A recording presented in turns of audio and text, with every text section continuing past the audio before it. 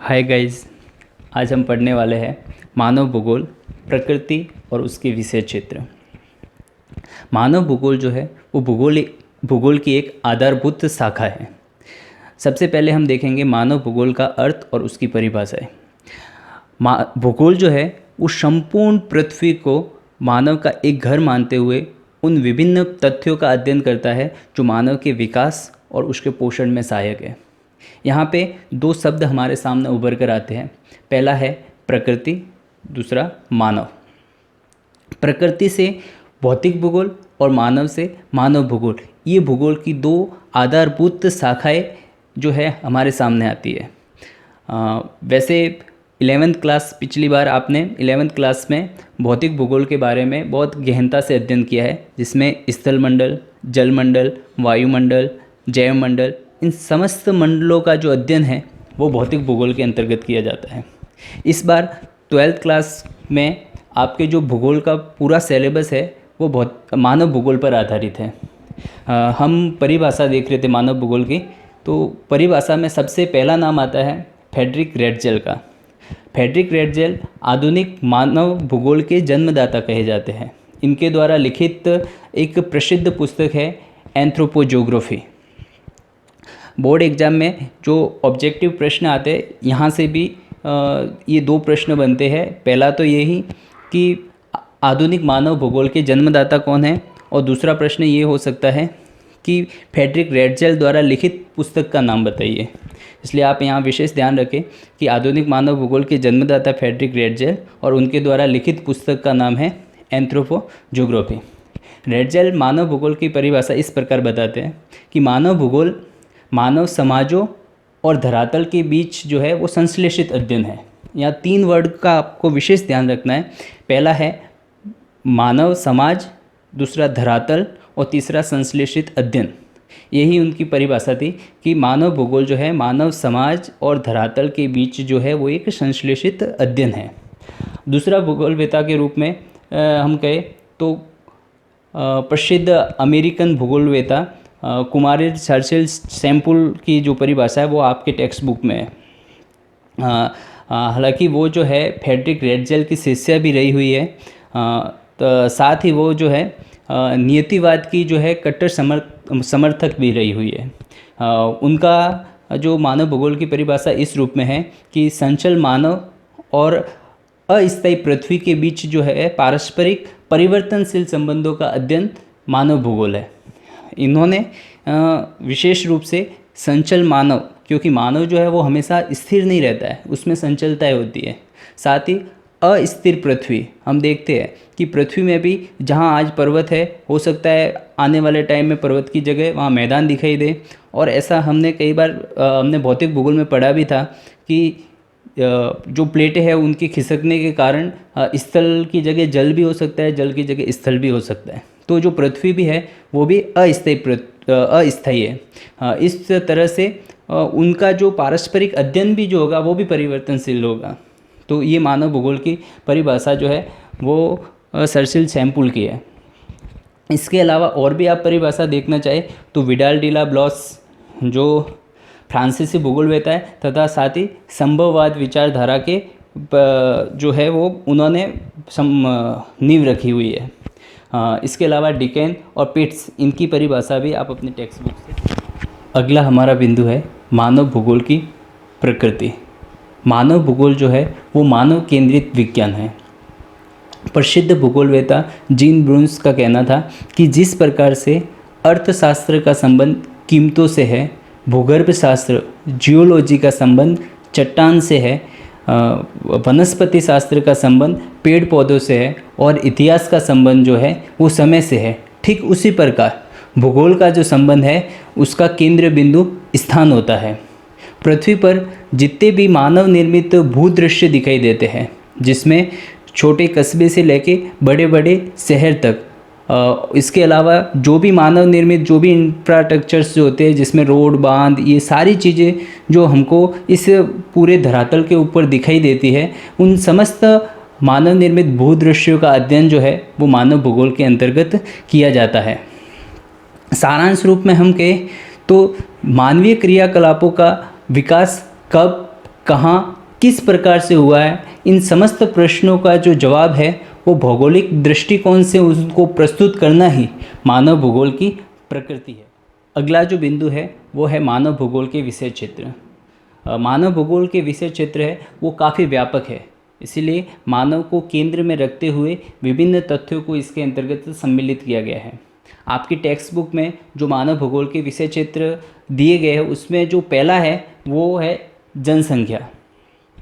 यहाँ देखेंगे कि जनसंख्या के अंतर्गत जनसंख्या का वितरण किस प्रकार से है, उसका प्रारूप कैसा है, स्थानांतरण माइग्रेशन किस प्रकार से हो रहा है, साथ ही जो स्टैटिकल्स जो आंकड़े होते हैं जिसमें साक्षरता, लिंगानुपात, ये सारी बातें जो है वो इस जनसंख्या के अंतर्गत पढ़ा जाता है। ये मानव भूगोल का एक प्रमुख विषय क्षेत्र हो जाता है। दूसरा जो आता है वो है प्रदेश के प्राकृतिक संसाधन।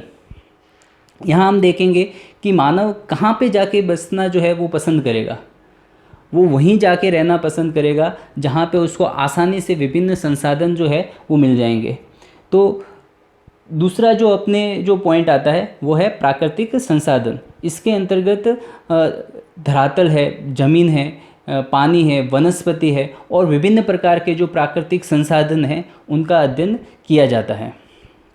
तीसरा जो बिंदु आता है विषय क्षेत्र के अंतर्गत वो है सांस्कृतिक वातावरण। जब मानव कहीं पे जाके बसता है और उन संसाधनों का उपभोग करता है तब वहाँ पे अपना एक सांस्कृतिक वातावरण का निर्माण भी करता है। वो अपने आप को प्रोटेक्ट करने के लिए, रहने के लिए घर भी बनाता है, अपने जीविकोपार्जन के लिए वो व्यवसाय भी करता है, कृषि भी करता है, साथ ही विभिन्न जो भूदृश्यों का निर्माण, मानव निर्मित भूदृश्यों का निर्माण वो करता है। तो इन समस्त बातों का अध्ययन जो है वो सांस्कृतिक वातावरण के अंतर्गत किया जाता है। फिर अगला जो विषय क्षेत्र का बिंदु आएगा, चौथा बिंदु है वो है कालिक अनुक्रम। हमने पहले देखा था कि मानव और पर्यावरण इसके बीच का जो संबंध है वो स्थिर नहीं है, वो गत्यात्मक होता है। समय के साथ तो उसमें बदलाव आता है। हमारे जो पूर्वज थे वो संसाधनों का किस प्रकार से उपभोग करते थे, उन्होंने अपना जीवन यापन किस प्रकार से किया था, उनमें और हम में काफ़ी भिन्नता है। समय के साथ काफ़ी कुछ बदलाव आया है और आने वाली पीढ़ियाँ जो होगी वो अपना जीवन किस प्रकार से जिएगी उसमें और हम में भी काफ़ी सारी चेंजेस आना जो है वो स्वाभाविक है। तो ये सारी जो बदलाव है समय के साथ वो इस कालिक अनुक्रम के अंतर्गत मानव भूगोल में देखा जाता है। इसके बाद अगला जो बिंदु आएगा वो है समायोजन व प्रादेशिक संगठन। इस संपूर्ण पूरे धरातल में जो अलग अलग जो प्रदेश है वो सारे प्रदेश कुछ वेरिएशन लिए हुए हैं, अपने आप में अलग अलग भिन्नताएं वो लिए हुए होते हैं। कोई ठंडा प्रदेश है तो कोई गर्म है, कोई उष्ण है तो कोई आर्द्र है। ये सारी जो भिन्नताएं दिखाई देती है वो कुछ ज़्यादातर तो वो प्राकृतिक भी होती है और मानव निर्मित भी भिन्नताएं वो हो सकती है, लेकिन इसके बावजूद भी हमें एक पार्थिव एकता के रूप में कुछ समायोजन भी दिखाई देते हैं। मानव जो है वो ठंडे प्रदेशों में भी सर्वाइवल कर रहा है और गर्म प्रदेशों में भी रह रहा है। तो ये सारी चीज़ें जो है जो एक रूपता के रूप में हमको दिखाई देती है वो समायोजन व प्रादेशिक संगठन के रूप में इन सारी बातों का अध्ययन किया जाता है। तो ये मानव भूगोल का पांचवा एक विषय क्षेत्र हो जाता है। अगला जो आएगा वो है अन्य प्रदेशों के साथ संबंध। हर एक जो प्रदेश होगा उस प्रदेश का अपने अन्य प्रदेशों के साथ कुछ न कुछ संबंध अवश्य होता है। वो राजनीतिक हो सकता है, वो आर्थिक हो सकता है, वो सामाजिक संबंध हो सकता है। तो ये सारे जो संबंध है एक दूसरे से जो कनेक्टिविटी जो होती है वो मानव भूगोल के इस छठे बिंदु अन्य प्रदेशों के संबंध के रूप में उसको देखा जाता है।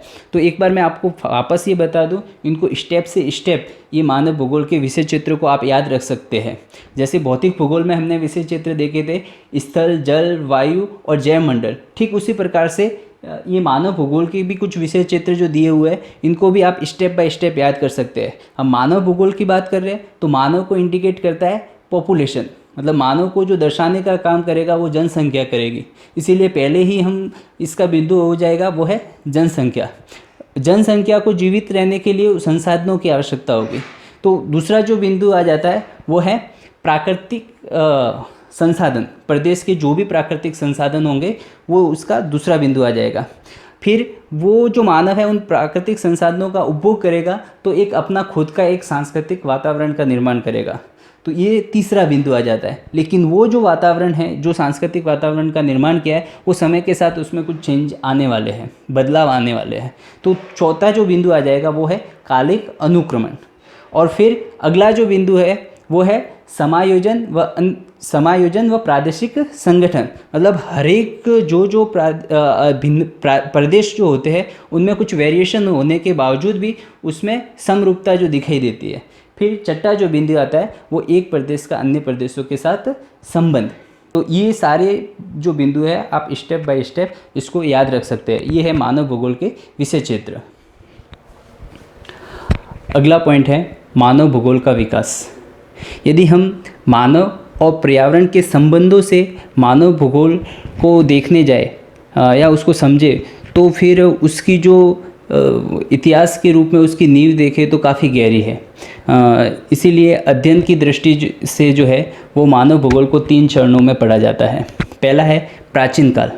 प्राचीन काल में विभिन्न जो मानव समाज होते थे उनमें परस्पर जो संपर्क है वो काफ़ी कम रहता था। इतना उनको ज्ञान भी नहीं था और तकनीकी के मामले में भी काफ़ी पिछड़े हुए थे।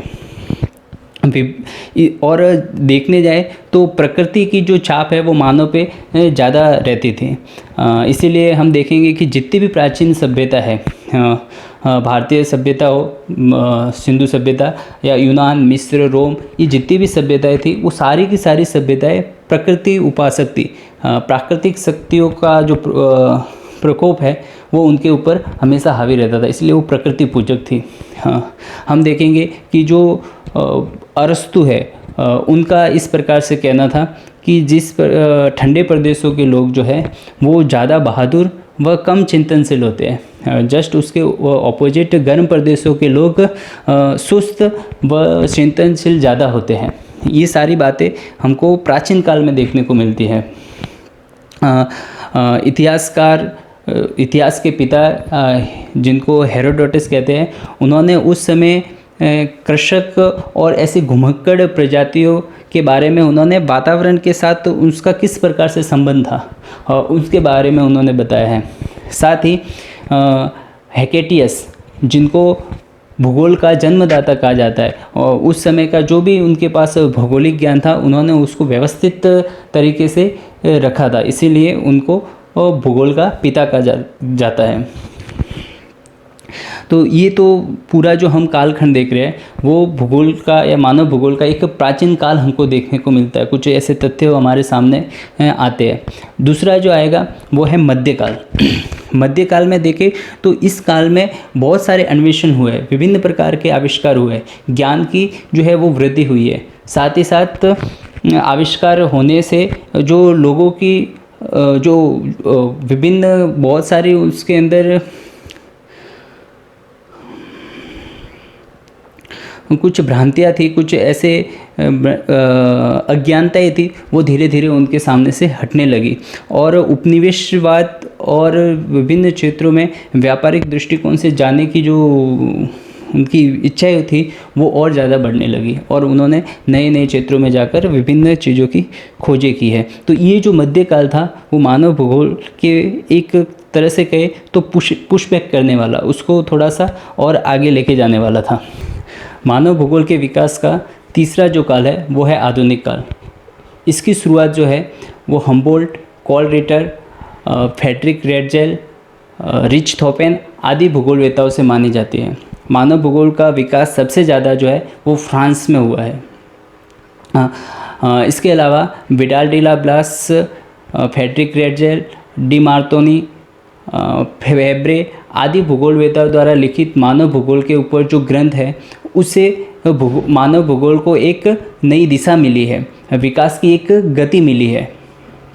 20वीं सदी तक आते आते मानव भूगोल जो है वो दुनिया के सभी देशों तक फैल चुका था। इसके बाद हम देखें तो फ्रेडरिक रेडजेल की जो पहचान है वो आधुनिक मानव भूगोलवेता के रूप में पूरे विश्व में हो चुकी थी। फिर इसके बाद देखें तो जो 20वीं शताब्दी की स्टार्ट में मानव भूगोल का अध्ययन जो है वो विभिन्न विचारधाराओं के रूप में होने लगा था, जिसमें से प्रमुख 3 विचारधाराएं जो थी, पहली है नियतिवाद, दूसरी है संभववाद और तीसरी है नवनियतिवाद। हम इसको एक एक करके देखते हैं। नियतिवाद में जो है उसमें प्रकृति को ज़्यादा प्रभावी बताया है। अमेरिकन भूगोलवेत्ता कुमारी सैम्पुल का कहना था कि human is the product of earth surface, मानव जो है वो प्रकृति की उपज है। यहाँ पे दिखाई देता है कि प्रकृति ज़्यादा हावी है, मानव कमज़ोर दिखाई दे रहा है। तो इस तरीके का जो अध्ययन जो था वो नियतिवाद में, या ऐसा जो दृष्टिकोण है वो नियतिवाद का रहा हुआ है। फिर दूसरी जो विचारधारा है वो है संभववाद। संभववाद में मानव जो है वो प्रभावी बताया है, वो चाहे तो प्रकृति के अंदर कुछ भी बदलाव ला सकता है। यहाँ प्रकृति को कमज़ोर दिखाया गया है। फिर 21वीं शताब्दी के प्रारंभ में जो नई विचारधारा जो सामने आई है वो इन दोनों नियतिवाद व संभववाद विचारधाराओं का मध्यम मार्ग वाली जो एक विचारधारा है, जिसको नवनिश्चयवाद की विचारधारा कहते हैं। इस विचारधारा का एक अन्य नाम भी आपके टेक्स्ट बुक में जो दिया गया है, रुको और जाओ। इसके जो प्रवर्तक थे वो थे ग्रिफिथ टेलर। उनका कहना था जिस प्रकार ट्रैफिक सिग्नल जो होता है वो एक प्रकार से कमांड देता है रुकने का और जाने का, लेकिन जो उस मार्ग पे जाने वाला होता है वो खुद तय करता है मुझे किस ओर जाना है। ठीक उसी प्रकार से प्रकृति भी जो है वो संभावनाएं जो है मानव को प्रोवाइड करवाती है, और मानव उन संभावनाओं के अंतर्गत अपना विकास का मार्ग तय करता है। लेकिन जब उन संभावनाओं की सीमा को लांघ कर वो बाहर निकलता है तो प्रकृति अपना प्रकोप भी दिखाती है। तो ये जो विचारधारा है ये एक मध्यम मार्ग के रूप में नवनियतिवाद की परिकल्पना है। तो इन तीनों जो विचारधाराओं को, हाइपोथेसिस को आपको ध्यान में रखना है। पहली नियतिवाद, दूसरी संभववाद और तीसरी जो है वो नवनियतिवाद। ये तीनों विचारधाराएं मानव भूगोल की प्रमुख है। इसके बाद 1930 के आसपास, उस दशक के आसपास जो मानव भूगोल है वो प्रमुख 2 शाखाओं के रूप में उसका विभाजन दिखाई देता है।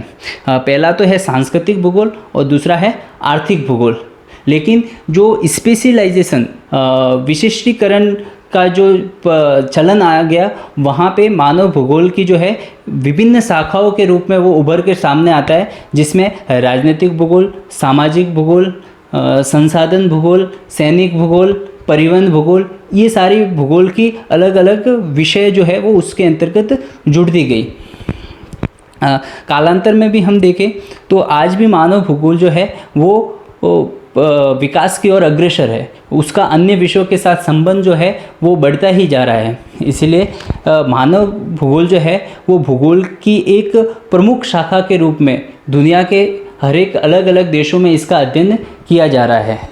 धन्यवाद।